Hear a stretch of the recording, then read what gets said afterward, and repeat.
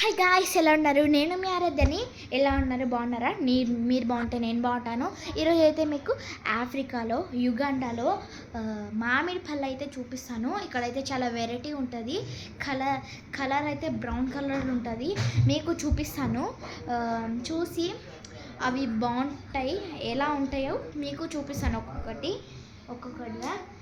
నేనైతే ఒకసారి ఇన్ని మామిడి పళ్ళు అయితే తీసుకున్నాను. ఒక్కొక్కటిగా చూపించేస్తాను మీకు. ఇది చూసారా, చాలా వెరైటీగా ఉంది. ఈ మామిడికాయ అయితే చాలా బాగుంటుంది. ఇదైతే నాకు చాలా ఇష్టం. స్వీట్ ఉంటుంది అన్నమాట. పుల్లగా అయితే ఇక్కడ ఉంటుంది. స్వీట్గా పండినయే వీళ్ళు కోసుకొస్తారనమాట.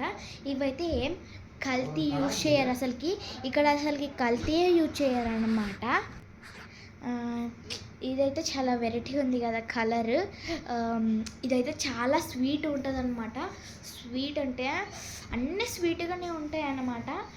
ఇదైతే నాకు చాలా వెరైటీగా అయితే కనిపించింది. ఇక్కడ బనానాస్ కూడా ఇట్లాంటి కలర్లోనే పెద్ద దొడ్డుగా ఉంటాయి అన్నమాట.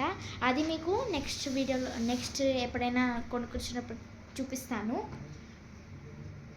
ఇది చూడండి, ఇది కూడా మన ఇండియాలో ఉన్నట్టే ఉంది, కానీ కొంచెం వెరైటీ ఉంది. ఇక్కడ గ్రీన్ కలర్ వచ్చింది. అన్ని స్వీట్స్ అనే ఉంటాయి అన్నమాట.